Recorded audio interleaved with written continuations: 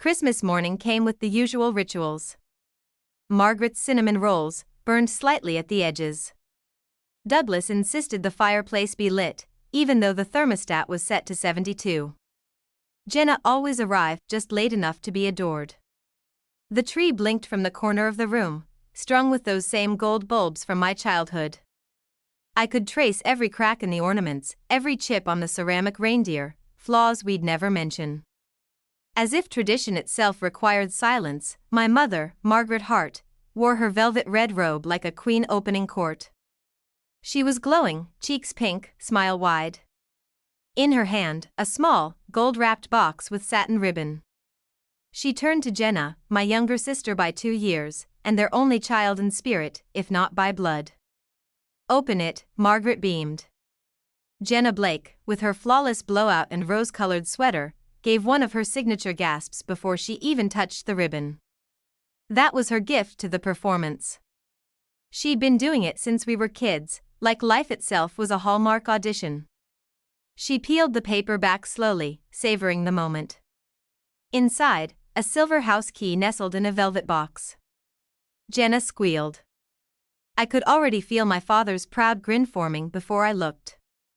"We bought her a house," Margaret said, voice catching like she'd just announced a miracle. Jenna threw her arms around both of them. I smiled. Not from joy, from muscle memory. Then Margaret turned to me, eyes soft, voice low. "You'll understand someday," she said. But I already did. My gift was a plain envelope, unmarked, placed quietly into my lap by Douglas, my father. No ceremony, no applause, just the sound of paper brushing fabric and a silence thick enough to burn through velvet and ribbon alike. I didn't open the envelope right away. It sat in my lap like something fragile and vaguely humiliating, a reminder not just of what I lacked, but of how far they'd go to make that lack feel normal. Douglas had handed it to me with the same energy he used when passing a utility bill. No eye contact, no sentiment, just a quiet, "Here you go." Meanwhile, Jenna was still squealing, holding her new house key up to the light like it was made of diamonds instead of debt and favoritism. Margaret dabbed her eyes with a napkin and whispered something about granite countertops and walk-in closets.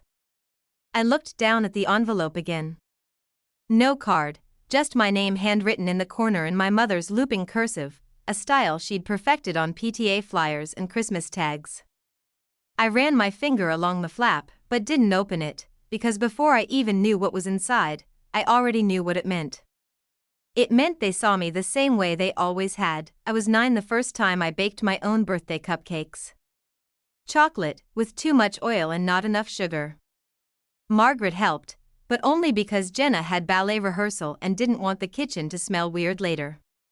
That morning, I came downstairs early, smiling, hopeful, thinking maybe there'd be balloons, a card, something. The kitchen was empty. No gifts, no candles, just the smell of burnt toast and Margaret humming to herself while brushing Jenna's hair in the next room. That same year, Jenna had a backyard party with ponies. Even neighbors we didn't like came by, bearing glittery presents and compliments rehearsed for someone else's child. By the time I hit middle school, I'd stopped expecting anything. When I graduated with honors, Margaret didn't come. Jenna had a regional dance competition. I got a text that said, "So proud. Sorry we couldn't be there. Go get em." When I placed first at the state science fair, hydroelectric dam model, fully functional, Douglas showed up 15 minutes late and left before the awards. He had a golf tee time with someone important. The following week, when Jenna landed a 30-second shampoo commercial, they threw a dinner party. Champagne framed the product shot like it was a Pulitzer. There was a moment I go back to more than I should. Senior year, academic awards night. I had worked hard, brutally hard, juggled 2 part-time jobs, maintained a 4.0 GPA, wrote papers until my fingers cramped and my eyes blurred. They called my name for the top scholarship in front of a packed auditorium. I walked on stage, scanned the crowd, and there she was with Margaret, front row, not clapping, just scrolling on her phone. When I stepped down with the certificate still warm in my hands, she looked up and said, loud enough for the parents nearby to hear, "Well, at least she's good at something." That one sentence sliced through the applause like a serrated knife.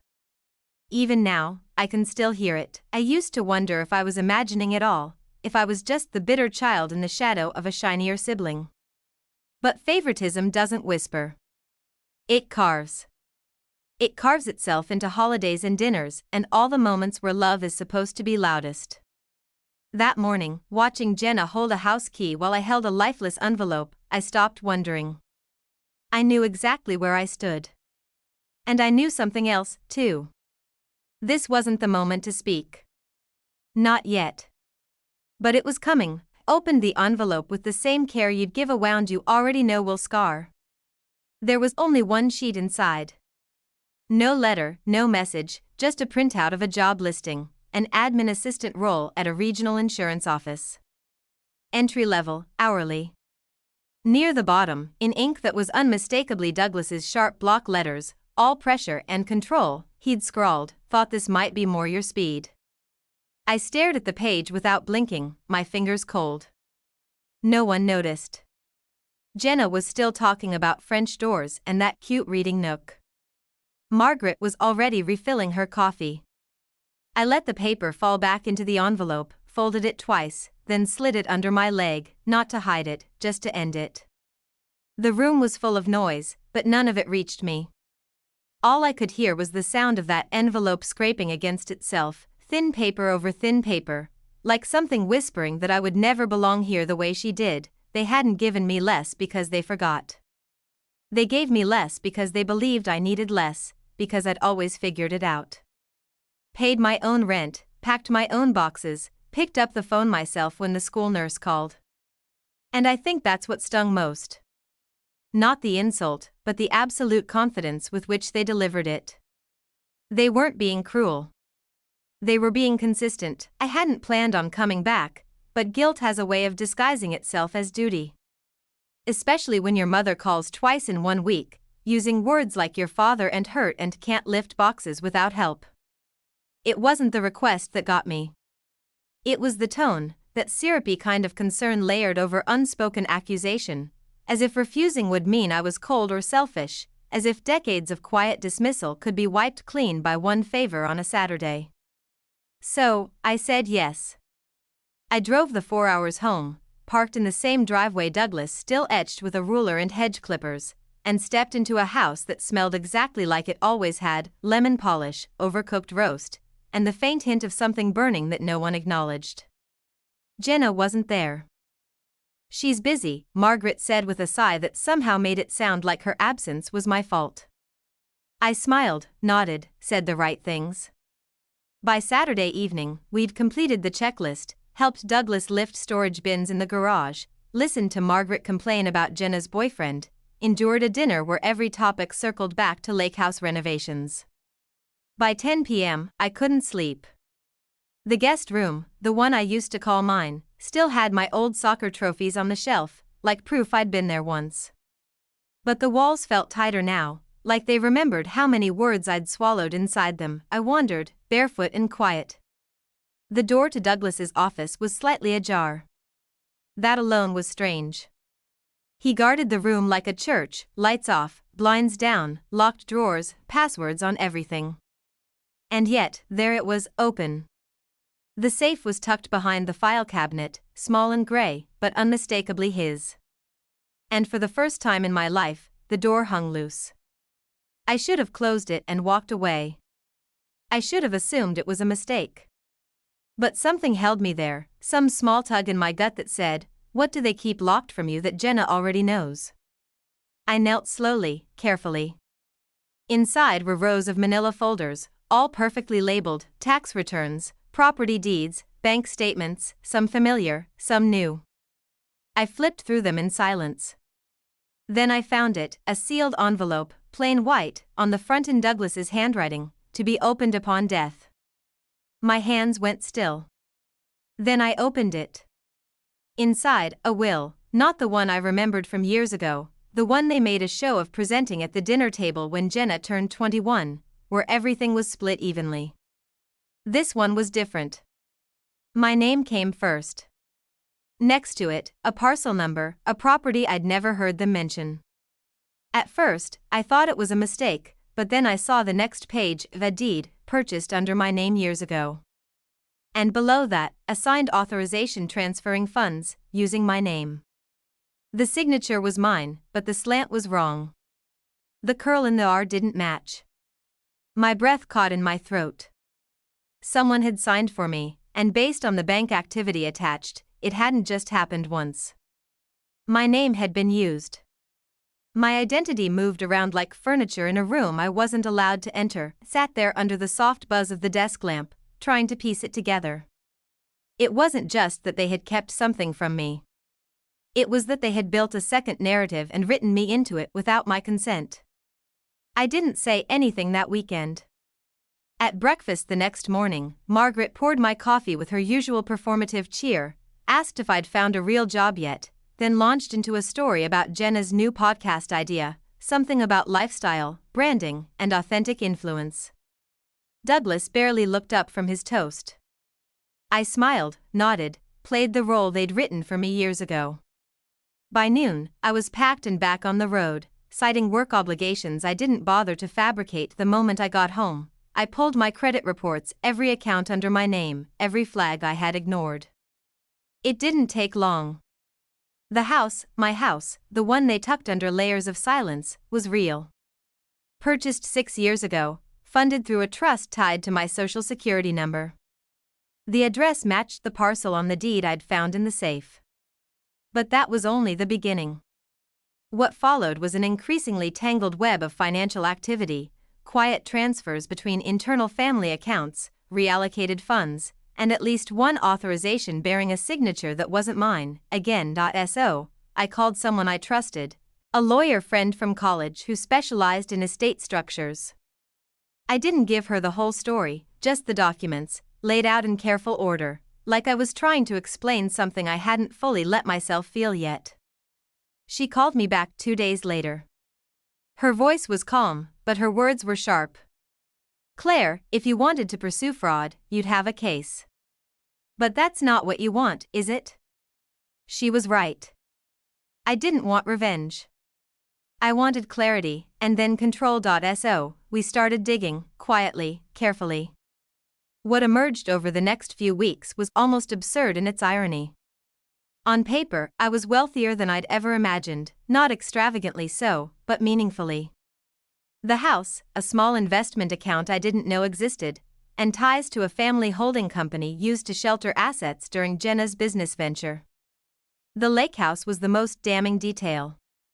That house, their pride, their retreat, their legacy, had been mortgaged in secret 3 years prior to fund Jenna's failed skincare line. They tried to fix it quietly. Douglas likely believed he could repay it before the bank came knocking, but he couldn't. By the time I found the deed, the house was already flagged for auction, and that's where it got interesting, because I bought it, not directly, not as Claire Hart.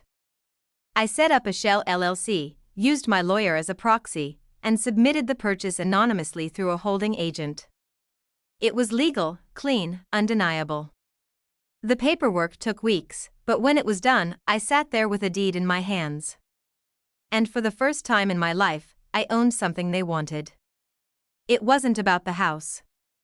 It was about history, about breaking the cycle, about making it clear that I had seen every inch of their neglect, and I'd chosen, for once, not to absorb it. They still didn't know.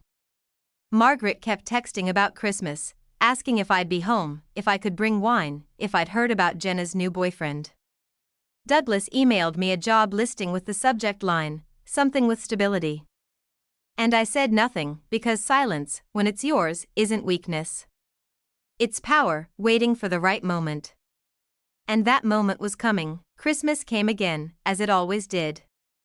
Same wreath on the front door. Same chipped reindeer mugs in the kitchen. The same fireplace burning just hot enough to make the air feel dry, but not warm. It was all so familiar, it felt fake.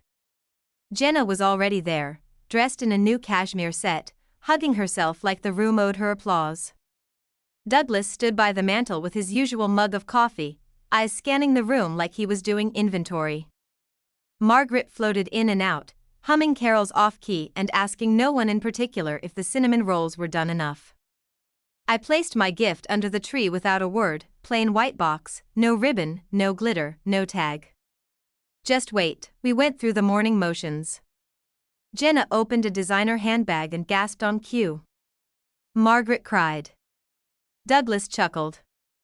There was a toast to new chapters and dream homes. I nodded, sipped coffee, waited. And then it was my turn. I handed the box to Douglas gently, like it might break. He lifted it with both hands, surprised by how light it was. Smiled, like he already knew it was nothing important. Jenna giggled. Probably socks, she said. Douglas opened it slowly, not because he was cautious, but because he was indifferent. He peeled back the lid, saw the envelope sealed in wax. For a moment, he hesitated, then broke the seal and unfolded the papers inside. His face didn't change at first, just a tightening around the eyes. Then the color drained. He read the first page again, slower, the notarized deed, my name, the property, the lake house. Then the second page, the forged signature, the legal warning from my attorney. His hand trembled, just slightly. Margaret leaned over his shoulder. She was still smiling when her eyes caught the bolded words near the top of the document. That smile faded like breath on glass. She turned to me. Claire, what is this? I met her eyes, calm. It's exactly what it looks like. She blinked. Douglas didn't speak, not one word. Margaret looked back down at the paper, then at him. Her mouth opened, closed, then opened again. You didn't tell me. It wasn't a question. Her voice cracked, not loudly, not theatrically. It broke the way bones do, clean, irreversible. Jenna clutched her purse tighter, as if it could shield her. She glanced around, confused. No one explained. No one moved. The silence in the room thickened, dense and slow, like syrup spilled across the carpet, uncleanable. I stood up slowly, smoothing the hem of my sweater, and said it lightly, like I was thanking them for eggs and coffee. I won't be sharing the lake house. Not this time. There was no reply, not even a nod, just the sound of paper shifting in Douglas's hands as he tried and failed to make the words mean something else. Margaret took a step back from him, like space might soften the betrayal. Her gaze darted between the papers and his face. And in that moment, I realized it wasn't just the truth I had delivered. It was the end of a performance they'd rehearsed for years. And the only person who hadn't missed their cue was me, and no one spoke, not for a long time. Douglas sat perfectly still, holding the documents like they might disintegrate if he moved too fast. His fingers had stopped trembling. Now they were just locked in place, white-knuckled, unmoving. Margaret stood beside him, frozen mid-step, her face caught between disbelief and something worse, realization. She wasn't angry yet. Anger takes energy. What I saw in her was the quiet devastation that only comes when a story you've built your entire life around finally breaks in half, and you're holding the pieces with no idea how to put them back. Jenna hadn't said a word. She was clutching her new handbag with both hands, like a child gripping a stuffed toy during a thunderstorm. She looked from face to face, blinking, as though someone had started speaking in a language she didn't know. She had no frame of reference for what was happening, no script. That, more than anything, told me how deep the lie had gone. No one had ever told her the truth, either. Or maybe no one thought she could handle it, stood there a moment longer, letting the silence stretch, letting it do the work I no longer needed to. They weren't going to apologize. They weren't going to explain. They weren't even going to ask how I'd found out, because some truths don't need to be spoken to be understood. When I reached for my coat, Margaret flinched slightly, like I'd raised a hand to her. I hadn't moved quickly, just deliberately, like someone who'd finally decided the scene was over. At the door, I paused, not for drama, not for effect, just to look at them, really look. Douglas, still staring at the papers, eyes refusing to blink. Margaret, crumbling by inches. Jenna, silent for once. And me, still standing, just so we're clear, I said softly, I won't be giving it back. Not the house, not my name. Not anymore. That was all. Then I opened the door and let the cold December air pour in behind me, like water after a dam breaks. It hit my face like truth, sharp, honest, clean. By evening, the snow had started. Soft, steady flakes drifted down in the kind of silence only winter understands, where the air doesn't just fall quiet, it settles. Every sound dulled, every edge softened. I sat in an old armchair near the window of the lake house, my lake house. A blanket around my shoulders, coffee cooling slowly beside me. No music, no voices, just the faint creak of the wood as the wind moved across the siding. The place wasn't glamorous. It needed new floors. The chimney smoked when it shouldn't. The thermostat clicked 3 times before doing anything useful. But it was mine, and no one had handed it to me. They never meant for me to have it. They tried to hide it, bury it in paperwork and assumptions and the comfort of thinking I wouldn't look too closely, that I wouldn't ask questions, that I'd keep playing my role, the quiet one, the capable one, the girl who always cleaned up but never asked why the mess existed in the first place. I didn't feel triumphant. No part of this felt like victory. It felt like release, like finally exhaling after holding my breath for years without even realizing it. Thought for a moment about calling someone, a friend, a voice outside the family, just to say it out loud, what I'd done, what I'd uncovered, what I'd taken back. But I didn't. Some stories don't need witnesses. Some peace doesn't need applause. I didn't know if they'd reach out. If Margaret would call, voice heavy with half-truths and carefully timed regret. If Douglas would send one of his articles clipped from the local paper, pretending like nothing had happened. If Jenna would send a meme, like she always did, pretending we were still close. Maybe they would, maybe not. I no longer cared. I wasn't angry. I wasn't looking for reconciliation. I'd drawn a line, not in anger, but in survival. And this time, I wasn't stepping back over it. The snow kept falling, slow and certain. I watched it coat the railings, then the trees, then the edges of the lake. Funny thing is, now that I finally own the one thing they cherished most, I don't even want it. But I needed them to know I could take it. Just like they took pieces of me, year by year, wrapped in silence, and called it love. If you've ever left a room and never looked back, just leave a single duck.